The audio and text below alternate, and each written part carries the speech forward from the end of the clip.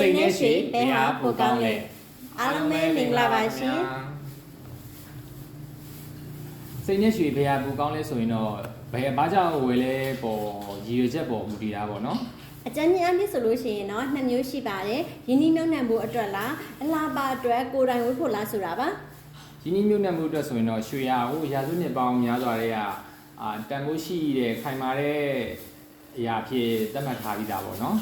စီးပွားရေးမတည်ငြိမ်မှုတွေမှာရွှေဟာငွေကြေးဖောင်းမှမှုကိုကာကွယ်နိုင်ပါတယ်ငွေပေါ်ကလွယ်ကူတယ်ဈေးနှုန်းကပွင့်လင်းမြင်သာစွာသိရှိနိုင်တယ်လွယ်ကူတယ်ပေါ့နော်ဈေးနှုန်းသိရှိဖို့ကပွင့်လင်းမြင်သာမှုရှိပြီးတော့လွယ်ကူတယ်သင်ကြားလာတဲ့အမျှရွှေဈေးကအတက်ပဲရှိတဲ့အတွက်အများသောအားဖြင့်အတက်ပဲရှိတဲ့အတွက်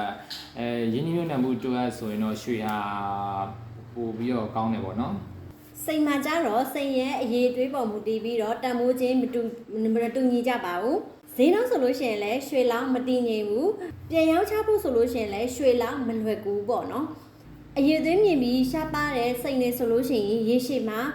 တန်မိုးတက်လာနိုင်တယ်တန်မှန်စိတ်နေရတော့တန်မိုးတိတ်ပြီးတော့မတက်နိုင်ပါဘူးဒီနည်းမျိုးနဲ့မိုးဆိုလို့ရှိရင်တော့စိတ်အင်ဟာတန်မိုးတက်ဖို့ကြာနိုင်တယ်လို့ပြန်ရောင်းဖို့ဆိုလို့ရှိရင်လည်းခက်ခဲနိုင်ပါတယ်စိတ်နဲ့ရွှေနဲ့ဆိုလို့ရှိရင်တော့ရွှေကိုပုံမှုပြီးတော့ရွေးချယ်တင်တယ်လို့ထင်ပါတယ်နောက်တစ်ချက်အနေနဲ့အလှပအတွက်ဆိုရင်တော့ရွှေဟာအလုံးပျော်ပြောင်းနေပေါ့နော်အခောက်ရွှေဆိုရင်တော့ပျော်ပြောင်းတဲ့အတွက်ကြီးတို့ဘောလို့ဆက်ပြီးတော့15ပဲရေစလေးနှစ်ပြား14ပဲနှစ်ပြားနဲ့ဖြစ်အောင်ရောဆက်ပြီးတော့ဝစ်ကြရတာပေါ့နော်စိတ်ရဲ့လှပမှုကတော့ပြောစရာလိုမယ်လားမထင်ပါဘူးเนาะကျောင်းမြင်နာတို့ရဲ့ဘရင်လို့တော့တင်စားခေါ်ကြရပါတယ်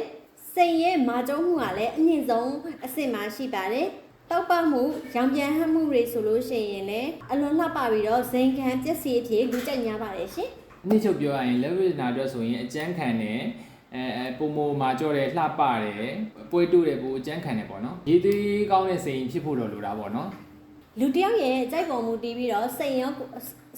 ရွှေရောဟာကိုယ်စီဆွဲဆောင်မှုတွေရှိကြပါတယ်ရွှေမိတ်ဆွေတို့အနေနဲ့ရောယင်းနှိမ့်နှံမှုအတွက်ဆိုရင်စိတ်ကိုရွေးချယ်မလားရွှေကိုရွေးချယ်မလားကိုယ့်ရဲ့အလှပအတွက်ဆိုလို့ရှိရင်ရောစိတ်ကိုရွေးချယ်မလားရွှေကိုရွေးချယ်မလားဆိုတာကိုတင်စားကိုကွန်မန့်မှာရေးပြသွားကြပါအောင်ရှင်နောက်လည်းဗဟုသုတလေးတွေကိုဝေမျှပေးသွားမှာဖြစ်လို့တင်စားတို့ရဲ့အောင်မအားရနာရွှေဆိုင် Facebook page ကို like and follow လေးလုပ်ပေးကြပါအောင်ရှင်ကျေးဇူးတင်ပါတယ်ရှင်